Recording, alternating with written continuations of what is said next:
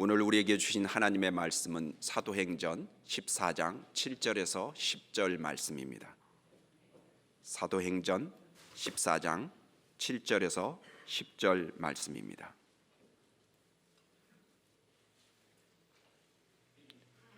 다 함께 한 목소리로 7절부터 읽도록 하겠습니다. 거기서 복음을 전하니라. 루스드라에 발을 쓰지 못하는 한 사람이 앉아 있는데 나면서 걷지 못하게 되어 걸어 본 적이 없는 자라.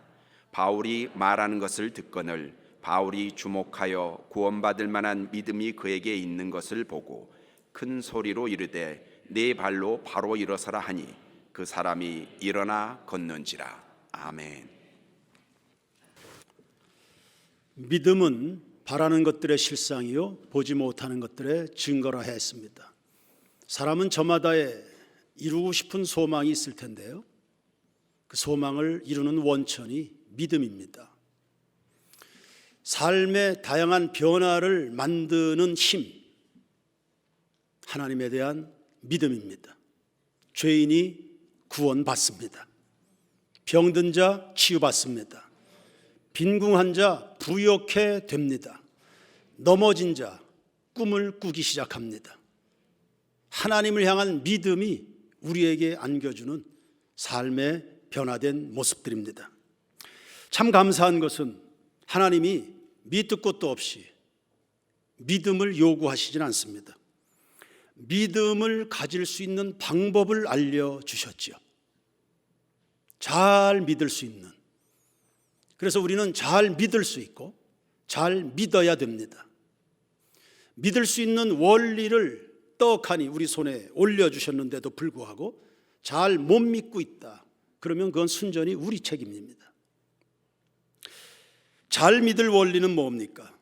우리가 잘 알고 있는, 익히 알고 있는 말씀이지요. 로마서 10장 17절입니다. 그러므로 믿음은 들음에서 나고 들음은 그리스도의 말씀으로 말미암는다. 말씀에서 시작합니다. 로마서 10장 8절 이하의 말씀입니다. 그러면 무엇을 말하느냐? 말씀이 내게 가까워 내 입에 있으며 내 마음에 있다 하였으니 곧 우리가 전파하는 어떤 말씀이에요? 믿음의 말씀입니다.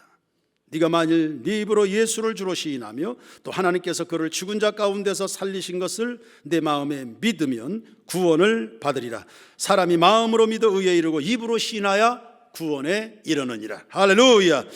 누구든지 주의 이름을 부르는 자는 구원을 받으리라. 그런즉 그들이 믿지 아니하는 일을 어찌 부르리요? 듣지도 못한 일을 어찌 믿으리요? 전파하는 자가 없이 어찌 들으리요? 그리 정리하면 사람은 하나님의 말씀을 들어서 구원을 받습니다.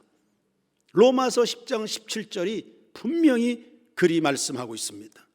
말씀을 듣지 않고서는 믿음 가질 수 없습니다.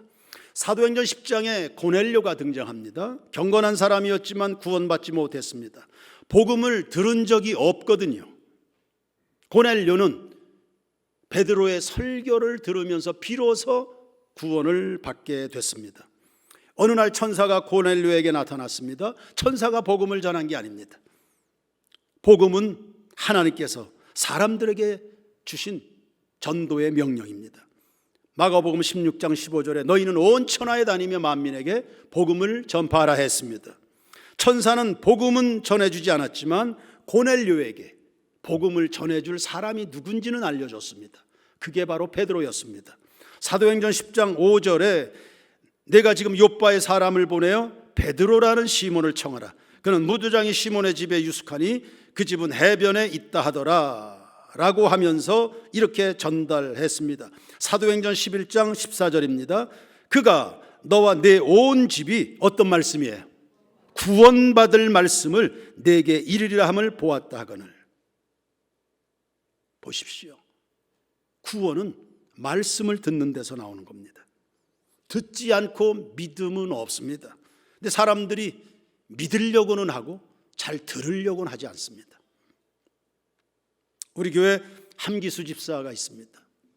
누군가의 전도를 통해서 처음 교회에 등록하게 됐습니다. 그때부터 지금까지 그는 문구점을 경영하고 있습니다. 등록하는 날 이렇게 엄포를 놓았습니다. 교회 나오긴 나왔는데 내가 앞으로 알아서 신앙생활 할 테니까 가게나 우리 집에 얼씬도 하지 말아라. 그러니까 신방 오거나 교회 생활하는데 절대 간섭하지 말라는 거예요. 그래서 그런 줄 알았죠. 그때 이후로 꾸준하게 주일 예배를 드리더군요. 한 4개월쯤 지났을 때였습니다. 신방을 가려고 간 게 아니고 문구점을 하니까 제가 필요해서 어린 쌍둥이 2딸을 데리고 그 가게를 방문했습니다. 그랬더니 하는 말이 목사님 왜 안 오세요? 그러더라고요. 아니 오지 말라 그래서 안 왔을 뿐인데 목사님 왜 안 오십니까? 그러면서 자기 입으로 신방을 요청했습니다. 그때 저는 확신했습니다. 이게 말씀을 듣는 것의 중요성이구나. 고작 일주일에 한 번 주일 예배에 참석해서 한 번 듣는 설교였는데 그 말씀에 어느덧 4개월 만에 믿음이 형성이 된 겁니다. 목사님 신방해 주십시오. 이게 말씀이 들리게 될 때 나타나는 변화입니다. 오늘 본문 사도행전 14장을 묵상을 해보니 안진뱅이가 등장합니다. 나면서부터 안진뱅이입니다. 걸어본 적이 없습니다. 그런데 바울이 말하는 것을 들었다 했습니다. 형식을 갖춘 일장 설교 아니었습니다. 평범한 대화 형식의 나눔이었습니다. 그때 당시 사람들이 주로 모여서 대화를 나누는 곳이 시장이었습니다. 그 시장에서 몇몇 시민들과 예수에 관한 이야기를 했던 것인데 안진뱅이가 어깨 너머로 들려오는 바울의 복음을 듣게 된 겁니다. 여러분, 엿들은 복음입니다. 어깨 너머로 들은 복음입니다. 그런 복음인데도 안진뱅이의 인생을 바꿔놨습니다.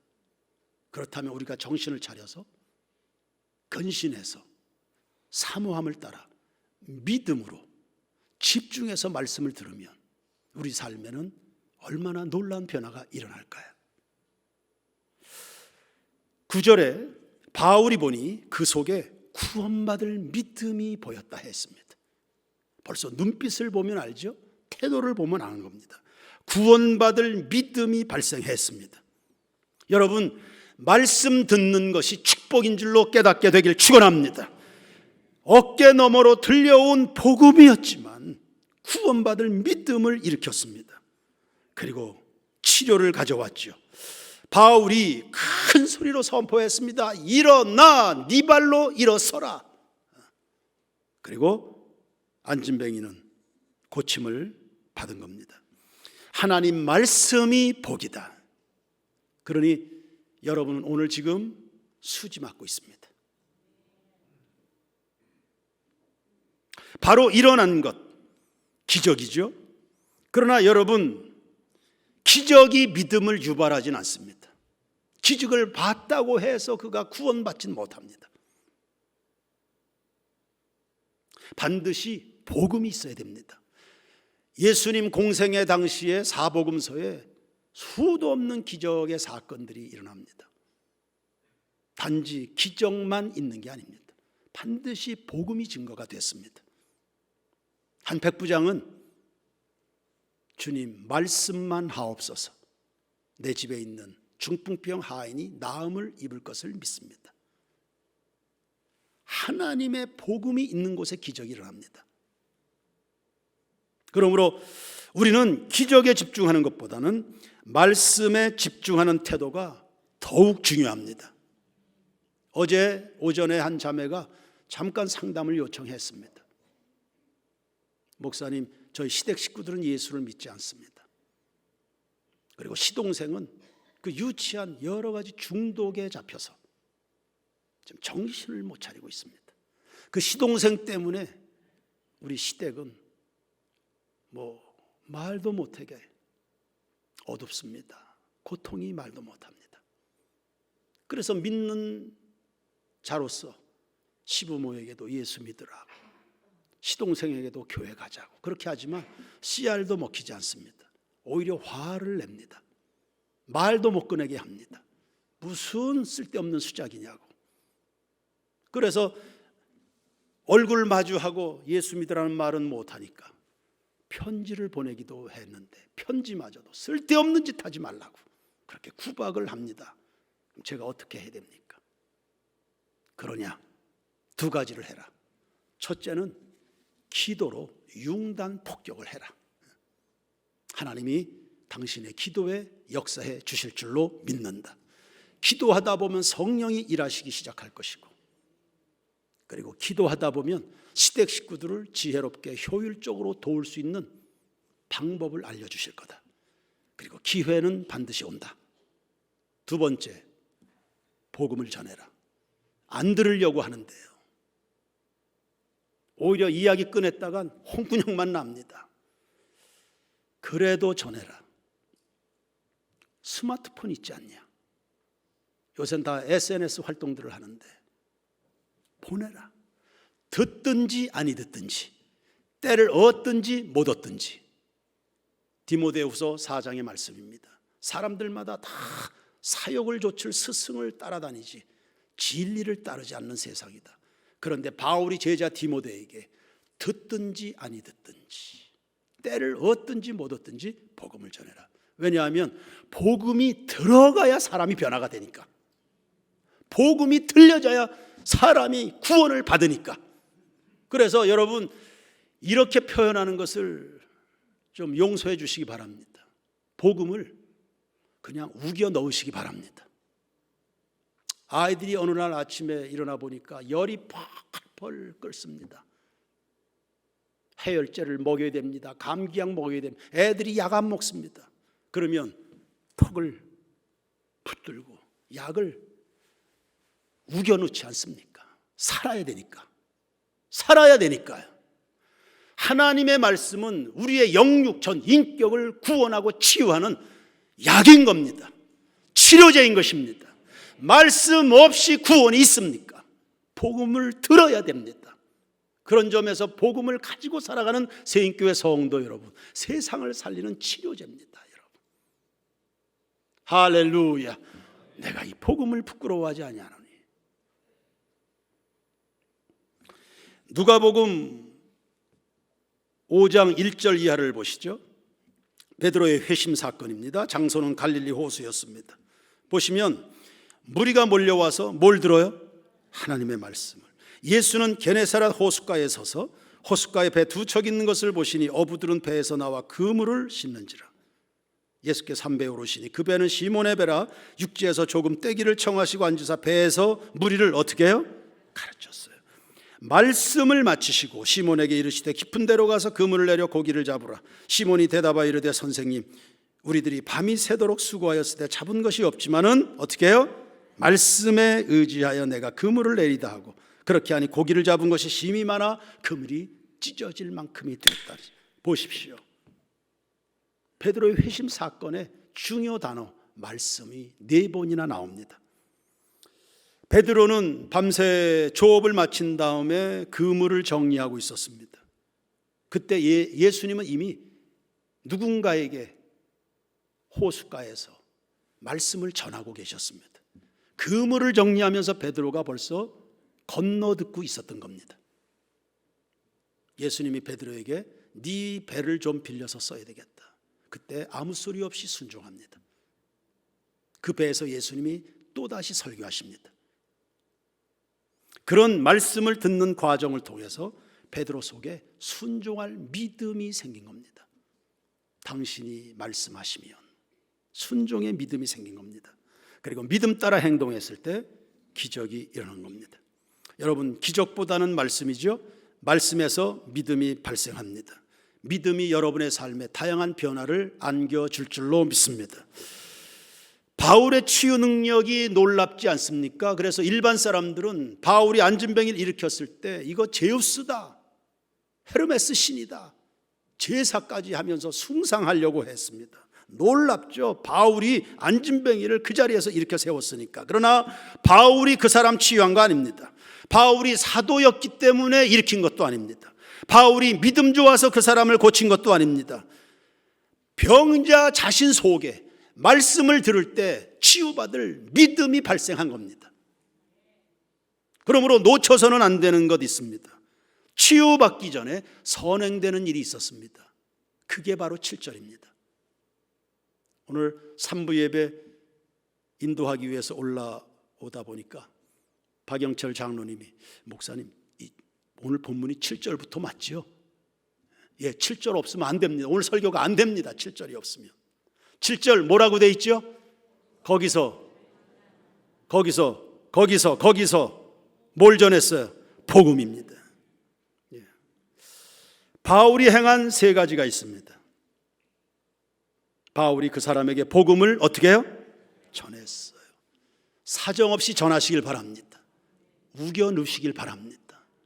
자연인이 세상에 젖어 있는 사람들이 말씀을 들으려고 합니까?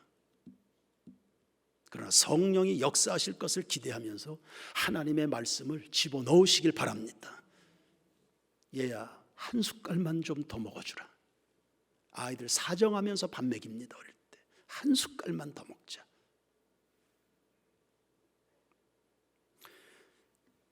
바울은 그 사람에게 치유받을 믿음을 가지고 있는 것 알았습니다. 그에게 일어나 걸으라고 선포했습니다. 그러면 안진뱅이는 뭘 했습니까? 안진뱅이가 행한 세 가지가 있습니다. 첫 번째, 바울이 전한 복음을 어떻게 들었어요. 치유받을 믿음을 가지게 됐어요. 그리고 걸었습니다. 할렐루야. 이와 같이 안진뱅이는 바울의 어떤 특별한 능력으로 고침받은 게 아닙니다. 하나님의 말씀이 그를 살려준 겁니다. 바울이 전한 말은 복음이었습니다. 그냥 수많은 떠돌아다니는 그런 말이 아니라 복음이었습니다. 복음이라 함은 두 가지 요소를 가집니다. 첫 번째, 하나님의 사랑, 십자가입니다. 하나님이 용서하지 못할 죄인은 없다는 겁니다. 두 번째, 복음은 하나님의 능력, 부활입니다. 하나님이 변화시키지 못할 사람은 없다. 하나님이 옮기지 못할 산은 없다. 아멘 하시기 바랍니다.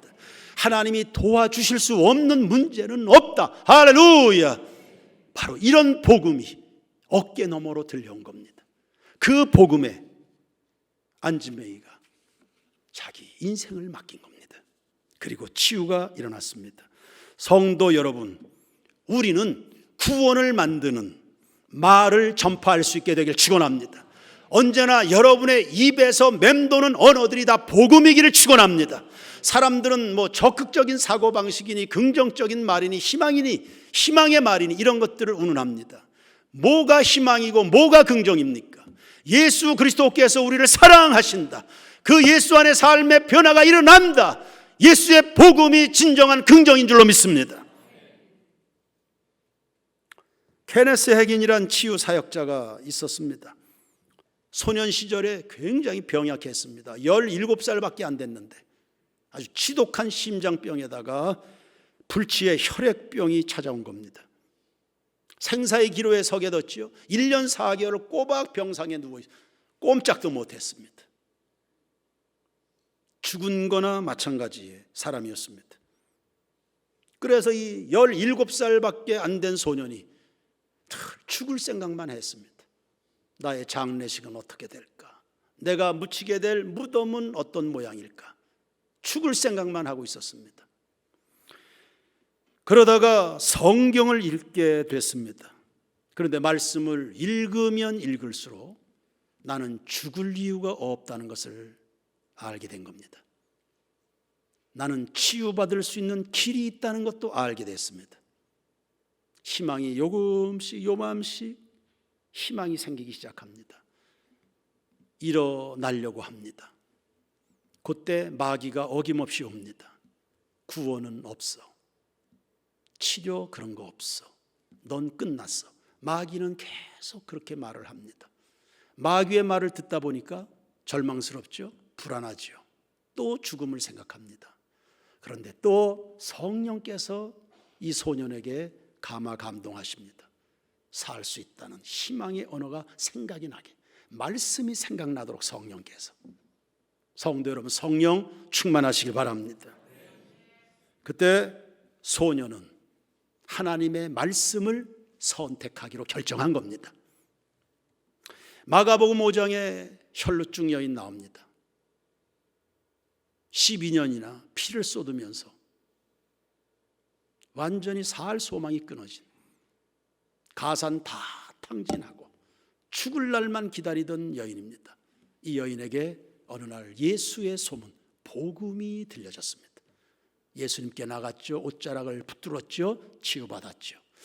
그 여인에게 예수님이 이와 같이 선포하셨습니다. 마가복음 5장 34절 다 같이 읽습니다. 시작. 예수께서 이르시되 딸아, 내 믿음이 너를 구원하였으니 평안히 가라. 네 병에서 놓여 건강할지어다. 할렐루야. 이 구절에서 유의해서 읽을 부분이 뭡니까? 초점이 어디에 있습니까? 분명히 그 여인을 살려준 것은 예수님입니다. 예수님의 능력은 강조되지 않습니다. 오히려 강조되는 게 뭡니까? 네 믿음이 너를 구원했다. 네 믿음이 너를 구원했다. 케네스 해기는 이런 말씀을 읽으면서 무릎을 친 겁니다. 바로 이거다. 여인의 믿음이 그 여인을 건강하게 했다면 오늘 나의 믿음이 나를 살릴 수 있겠다. 그렇게 깨닫고 믿음으로 감사했습니다. 그러더니 몸에 마비 증세가 다 풀렸습니다. 심장병이 사라졌습니다. 소년의 믿음이 하나님의 능력과 연결되는 순간입니다. 그 중간에 말씀이 있습니다. 그때 이후로 소년은 병실에서 나와서 바깥 세상을 다니기 시작했고요. 86세까지 건강하게 살면서 치유의 하나님을 증거했습니다. 본인이 죽을 병에서 살아났기 때문에 질병 치유에 대한 확신이 있었던 겁니다. 우리나라 조영기 목사님에게 큰 영향을 준 분이 바로 이 케네스 해긴입니다. 여러분, 바울이 안진뱅이에게 이 복음을 전할 때 어떤 마음이었을까요? 어떤 마음이었을까? 그녀의 눈물에 어떤 마음으로 이 복음을 전했을까요? 로마서 1장 16절입니다. 내가 복음을 부끄러워하지 아니하노니 이 복음 모든 믿는 자들에게 구원을 주시는 하나님의 능력이 됨이라. 첫째는 유대인에게 또 헬라인에게다. 이 구원이라는 단어의 원어적인 의미는 굉장히 다양한 의미를 포함하고 있습니다. 구조, 안전, 보호, 치유, 건강, 다양한 성격을 가지고 있습니다. 복음은 단지 영혼뿐이 아닙니다. 육체적 치유를 포함한 전인적 구원을 이루는 하나님의 능력인 겁니다. 그래서 바울은 이 복음이 부끄럽지가 않은 겁니다. 세상을 살리는 유일한 희망이니까, 유일한 길이니까 다른 이로서는 구원받을 수 없나니. 할렐루야. 예수의 다른 구원의 방법이 없으니 이 복음이 그렇게 자랑스러운 겁니다. 그리고 바울은 복음을 전할 때 부분적으로 전하지 않았습니다. 예수님이 선포하셨고 예수님이 말씀하셨고 예수님이 일하신, 그리고 성경이 말하는 바로 그 복음, 모든 믿는 자들에게 구원을 주시는 하나님의 전인적 복음, 그 능력을 선포한 것입니다. 우리 세인교회 모든 성도들도 신앙을 부분적으로 하지 않으면 좋겠습니다. 성경이 말하는 대로 믿고 따르는, 그래서 삶의 변화를 보는 여러분 모두가 되기를 축원합니다. 사도행전 8장 5절 이하입니다. 빌립이 사마리아 성에 내려가 뭘 전파합니까? 무리가 빌립의 말도 듣고 행하는 표적도 보고 한 마음으로 그가 하는 말을 따르더라. 한 마음으로 그가 하는 말을 따르더라. 많은 사람에게 붙었던 더러운 귀신들이 크게 소리를 지르며 나가고, 또 많은 중풍병자와 못 걷는 사람이 걸으니 그 성에 어떻게 해요? 뒤에 안내하는 분 세 가족 물 좀 갖다 드리십시오. 저도 마른 기침하지만 보통 고통스러운 게 아닙니다. 그래서 제가 강단에 서지 않을 때, 사회 볼 때 제자리에 항상 물컵을 제가 준비해서 물을 마십니다. 늦가을, 겨울 접어들면 건조하기 때문에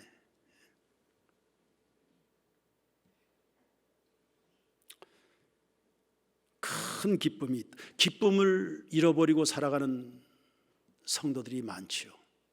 기쁘지 않을 이유가 하나도 없는데 기쁨을 잃어버리고 삽니다. 그 기쁨의 부흥이 바로 복음에 있습니다. 그러니까 성경은 한결같은 말씀을 하는 겁니다. 복음이신 그리스도를 전파하니 떠나갈 것들은 다 떠나가고 눌렸던 것에서 다 일어나고 묶고 있었던 사망의 얼근줄이 다 끊어져 나가면서 기쁨이 일어나게 됩니다. 그래서 사랑하는 형제들아, 주 안에서 기뻐하라. 그리스도를 그럼 기쁨을 잃고 살아가는 성도 여러분 자신에게 복음이 들리도록 하시고 기쁨을 잃어버린 곳에 복음을 전파하시길 바랍니다. 복음은 구원을 주는 능력임에 틀림이 없습니다. 그러니 세인교회 성도여, 오늘 이 말씀을 받은 우리들은 그럼 무엇을 어떻게 해야 될까요? 실천적 요소 두 가지를 여러분에게 제시하고 설교를 마칩니다. 첫 번째, 말씀을 들을 기회를 확보하시길 바랍니다. 말씀 듣는 기회를 늘려가시길 바랍니다. 말씀에서 초점이 벗어나는 순간에 사정없이 마귀는 여러분에게 와서 끝났어를 이야기할 겁니다. 모든 길이 막혔다고 이야기할 겁니다. 봐라, 네 인생이 사방으로 우겨쌈을 당하고 있다고 말해줄 겁니다. 말씀에서 벗어나는 그 순간입니다. 그러므로 복 있는 사람은 악인의 꾀를 좇지 않고 죄인의 길에 서지 않고 오만한 자의 자리에 앉지 않고 오직 여호와의 율법을 즐거워하여 주야로 묵상하는 자로다. 시냇가에 심겨진 나무처럼 시절을 쫓아 과실을 맺고 잎사귀가 마르지 않아요. 시들지 않는 인생입니다. 그 행사가 다 형통하리로다. 할렐루야. 말씀을 주야로 묵상하는 겁니다. 빌립보서 4장 8절입니다. 끝으로 형제들아, 무엇에든지 참되며 무엇에든지 경건하며 무엇에든지 오르며 무엇에든지 정결하며 무엇에든지 사랑받을 만하며 무엇에든지 칭찬받을 만하며 무슨 덕이 있든지 무슨 기름이 있든지 이것들을 어떻게 해요? 여러분의 생각을 절대 세상에 내주지 마십시오. 오늘 일부 대표 기도를 한 집사님이 이렇게 기도했습니다. 하나님, 우리가 구원받은 하나님의 사람으로 당연히 믿음으로 서 있어야 되는데 자기 연민에 빠집니다. 용서하옵소서. 우리가 믿음으로 서 있어야 되는데 자기 연민에 빠집니다. 우리들은 약하나 예수 권세 많도다. 날 사랑하신 널 사랑하심 날 사랑하심 어디에요? 성경에 써였네.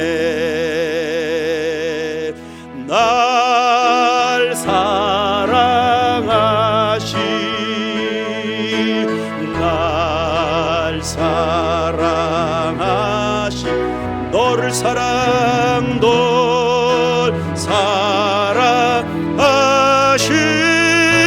성경에 써있네. 나를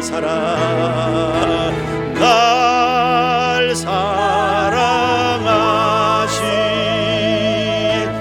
날 사랑하심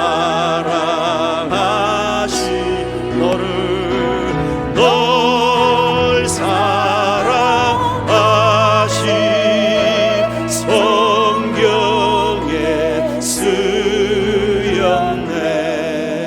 아멘. 두 번째는 말씀 들을 기회를 공유하십시오. 복음을 확산하라는 말입니다. 바울은 큰 소리로 안진뱅이에게 이야기했습니다. 아니, 단둘이 안진뱅이 하나 앉혀놓고 하는 이야기인데 큰 소리로 명령했습니다. 일어나라고. 그를 구원하는 목적이 그 한 사람에게만 있는 게 아닙니다. 루스드라의 모든 주민을 깨우치기 위해서였습니다. 성도들과 식당에서 식사를 나눌 때가 있습니다. 옆 테이블에 손님이 가득합니다. 그 자리에서 대표로 식기도 하는 거 부담스럽죠? 그래도 합니다. 하나님 아버지, 오늘 우리에게 풍성한 식탁을 주셔서 감사합니다. 음식에 부끄럽지 않게 살고 싶습니다. 대접은 주님이 받으셔야 되는데 저희들이 교역자라는 이름으로 대접을 받습니다. 자격은 없지만 주님 섬기는 마음으로 섬기니 10,000배로 갚아주십시오. 그리고 지금 이 시간 세인교회 모든 교우들의 점심 식탁에 풍성함을 내려주십시오.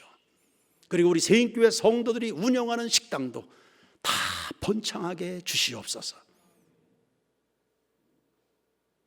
웅성웅성했던 식당이 조용해집니다. 다 그 기도 소리에 귀를 기울입니다. 원하든 원하지 않든 그 소리를 듣습니다. 장례식장을 방문합니다. 큰 소리로 우리가 찬양합니다. 그리고 말씀을 전합니다. 축복기도 합니다. 술 마시고 왁작지껄했던 장례식장이 조용해집니다. 어디선가 누군가에겐 복음이 전달되고 있는 시간들입니다. 한 영혼이 한 도시다라는 말이 있습니다. 한 영혼에 집중하되 동시에 한 가정 그리고 한 지역, 한 도시를 겨냥하는 의미입니다. 하나님은 모든 사람이 구원받기를 원하시는 줄로 믿습니다. 그래서 세인교회는 단지 여러분들만을 대상으로 목회하지 않습니다. 우리 세인교회 목회 대상은 원주에 36만 5천 명입니다. 목요일마다 전도하러 나가는 팀들에게 주문을 했습니다. 왜 밤낮 혁신도시에만 매달리냐? 공공기관에 점심 식사하러 나가는 사람들 왜 그들에게만 매달리냐? 그들만이 영혼이냐? 그들에게만 복음이 필요하냐? 저 태장동으로 가고 횡성으로 가고 문막으로 가고 저 신림으로 넘어가라. 왜?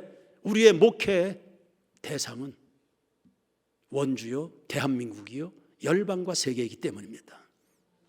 오늘 루스드라를 이야기했지만 우리 중고등부 학생들, 청년들은 벌써 몇 차례 루스드라를 다 방문했습니다. 그곳에서 청소년 집회도 같이 나누고 영혼 구원 열매들을 보기도 했습니다. 오늘 여기서 우리가 예배하지만 여러분의 마음속에는 전 세계가 담겨 있어야 됩니다. 큰 소리로 예수 이름을 부르시길 바랍니다. 저 땅 끝에 있는 사람이, 저 강 건너에 있는 사람이 그 예수의 이름을 들을 수 있도록 말입니다. 이 세상에는 혹은 우리 주변에는 가까이에서부터 시작해서 예루살렘에서부터 저 땅 끝까지 구원의 복음을 들어야 될 사람이 즐비합니다. 들으면 구원받을 사람들입니다. 전해주는 자가 없어서 누구에게도 들어본 적이 없어서 예수를 믿지 않는 것뿐입니다. 성도 여러분, 침묵하지 않기를 바랍니다. 복음을 부끄러워하지 마시기를 바랍니다. 열심으로 복음을 전하시길 바랍니다. 스마트폰 그러한 때 쓰는 겁니다. 복음을 계속 실어 나르십시오. 요나 선지자처럼 비둘기가 돼서, 복음의 비둘기가 돼서 니느웨 성을 변화시킵니다. 복음이 들려지니까. 복음을 전하니까 사마리아 성에 악하고 더러운 영들이 떠나가고 각종의 인생의 곤고함에서 벗어나서 큰 기쁨이 임했다 했습니다. 여러분이 전해주는 그 예수가 이 도시 전체 문화를 바꿔놓게 될 줄로 믿습니다. 믿으시고 꿈을 꾸시고 여러분의 땀과 눈물을 심으시길 바랍니다. 하나님이 이 도시를 여러분의 품에, 아니 하나님 품에, 예배당 품에 안겨주실 줄로 믿습니다. 구원받은 기쁨이 우리 모두에게 흘러 넘치기를 축원합니다. 예수가 혹은 성령의 강수가 도달하는 곳마다 사해바다가 일어나는 것처럼 과일나무가 자라나게 될 것이고 열매를 가져다 줄 겁니다. 그리고 힘있게 힘차게 뛰노는 물고기들을 다 보게 될 겁니다. 죽은 바다를 살려내는 예수의 전도자 되시기를 축원합니다. 가장 먼저 여러분에게 복음을 전하십시오. 끊임없이 여러분의 마음에 복음이 심겨지고 들려지도록 복음 들을 기회를 확장해 가기를 주의 이름으로 축원합니다.